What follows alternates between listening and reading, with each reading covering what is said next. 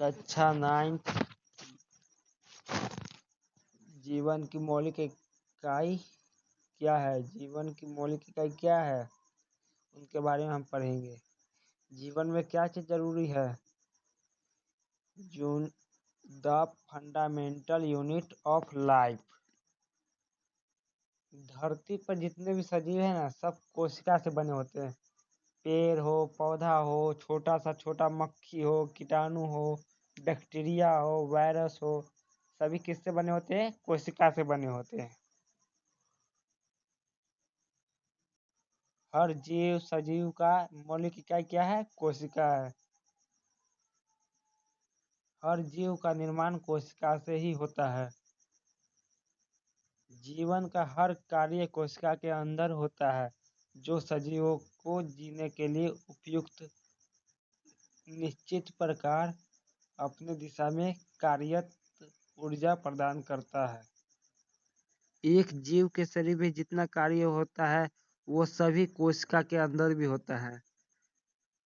एक जीव को जोड़ लो और कोशिका का कंपेयर करिए, दोनों पाइएगा कि जो शरीर के आदमी के शरीर या जीव के शरीर में क्रिया होती है वही कोशिका के अंदर भी क्रिया होती है। शरीर में होने वाली क्रिया को हम देख पाते हैं, लेकिन कोशिका के अंदर होने वाली क्रिया को हम अपनी नंगी आंखों से नहीं देख पाते हैं। इसे देखने के लिए हमें माइक्रोस्कोप यानी कि सूक्ष्मदर्शी की आवश्यकता हो सकती है। जिस प्रकार आदमी के अंदर अंग होते हैं उसी प्रकार कोशिका के अंदर भी अलग अलग प्रकार के कोशिकांग पाए जाते हैं।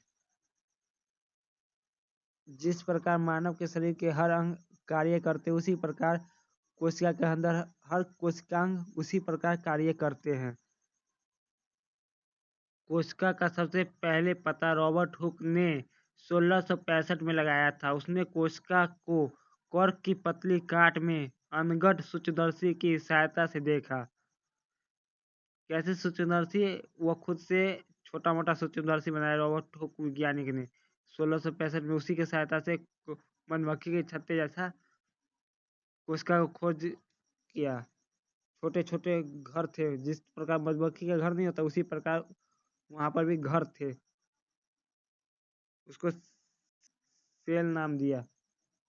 इसके बाद ल्यूवेनहक ने 1674 में सबसे पहले उन्नत सूक्ष्मदर्शी से तालाब के जल में स्वतंत्र रूप से जीवित कोशिका का पता लगाया। ल्यूवेनहक है ना, जो 1674 में जीवित कोशिका का खोज किया, जो बैक्टीरिया के रूप में तालाब के जल में पाया गया। रॉबर्ट ब्राउन ने 1831 में कोशिका में केंद्रक का पता लगाया। जे ई प्रोकज ने 1839 में कोशिका में स्थित तरल जैविक पदार्थ को जीव द्रव का नाम दिया। जे ई प्रोकज ने कोशिका में जो तरल पदार्थ पाए जाते हैं उसको जीव द्रव का नाम दिया। दो जीव वैज्ञानिक एम स्लीडन 1838 तथा टी इस्वान 1839 ने कोशिका के सिद्धांत के विषय में बताया। इस सिद्धांत के अनुसार सभी पौधे तथा जंतु कोशिकाओं से बने होते हैं और वे जीवन की मूलभूत इकाई है। विर्चो ने 1855 में कोशिका सिद्धांत को आगे बढ़ाया। उन्होंने बताया कि सभी कोशिका पूर्ववर्ती कोशिका से बनती है। 1940 में इलेक्ट्रॉन सूक्ष्मदर्शी की खोज के बाद कोशिका की जटिल संरचना तथा बहुत से अंगकों को समझना संभव हो सका। कॉर्क की पतली काट के अवलोकन पर रॉबर्ट हुक ने पाया कि इनमें अनेक छोटे छोटे प्रकोष्ठ हैं, जिसकी संरचना मधुमक्खी के छत्ते जैसे प्रतीत होती है। कॉर्क एक पदार्थ है जो वृक्ष के छाल से प्राप्त होता है।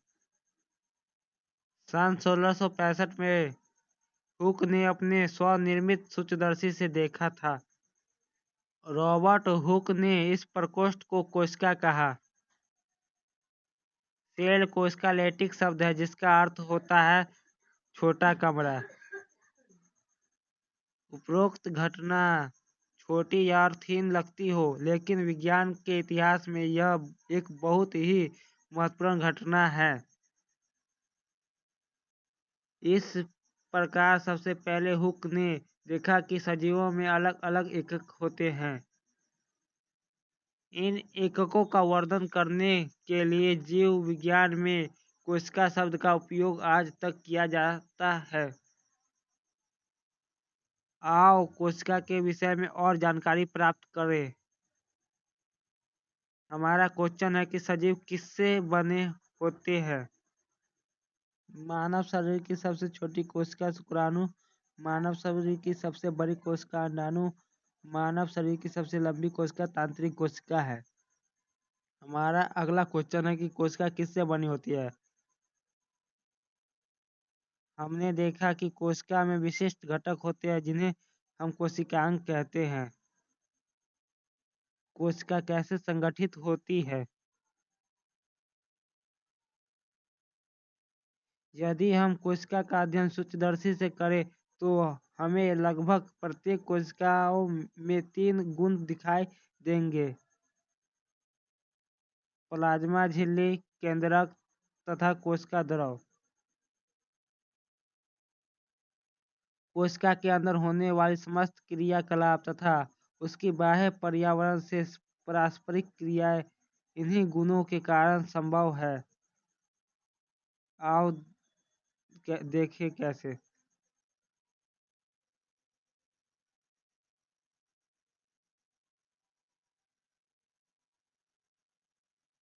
प्लाज्मा झिल्ली अथवा कोशिका झिल्ली, यह कोशिका की सबसे बाहरी परत है जो कोशिका के घटकों को बाहरी पर्यावरण से अलग करती है।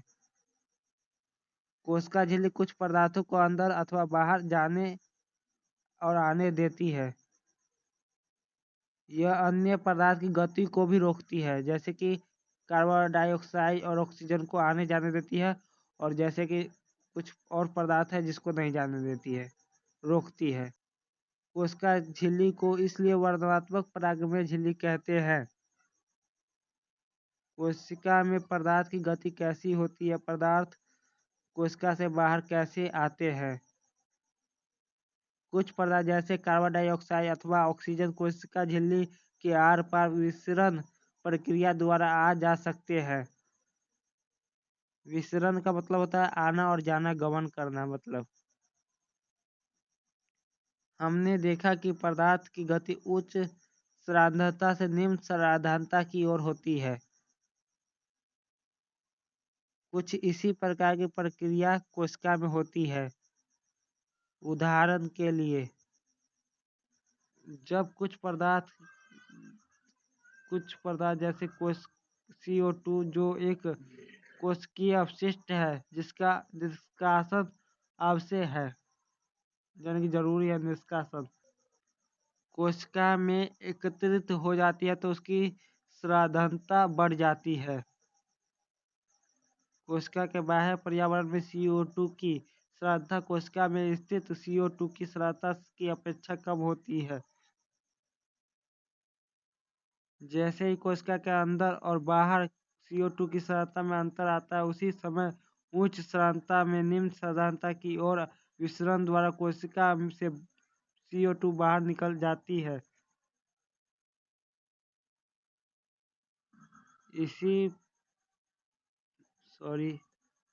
इसी प्रकार जब कोशिका में ऑक्सीजन की सांद्रता कम हो जाती है तो O2 बाहर से कोशिका के विसरण द्वारा अंदर चली जाती है। अतः कोशिका तथा बाह्य पर्यावरण में गैसों के आदान प्रदान में विसरण एक महत्वपूर्ण भूमिका निभाती है। जल भी विसरण के नियमों के अनुकूल व्यवहार करता है। जल के अणुओं की गति जब वर्णनात्मक परागमय झिल्ली द्वारा हो तो उस परासरण कहते हैं उस क्रिया को। प्लाज्मा झिल्ली से जल की गति जल में घुले पदार्थ की मात्रा के कारण भी प्रभावित होती है। इस प्रकार प्रसारण में जल के अणुओं का वर्णनात्मक प्रागैर झिल्ली द्वारा उच्च जल की सांद्रता से निम्न जल की सांद्रता की ओर जाते हैं। यदि हम किसी जंतु कोशिका अथवा पादप कोशिका के शक्कर अथवा नमक के विलय में रखें तो क्या होगा? निम्न 3 घटनाओं में से एक घटना हो सकती है।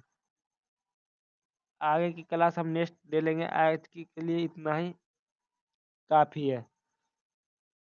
आगे भी अच्छी क्लास मिलती रहेगी हमारे ब्लैक बोर्ड चैनल पर। सुव्यवस्थित ढंग से और अच्छे से अच्छे तरीके से आपको सिखाया और समझाया जा सकता है। Thank you, welcome all student, bye.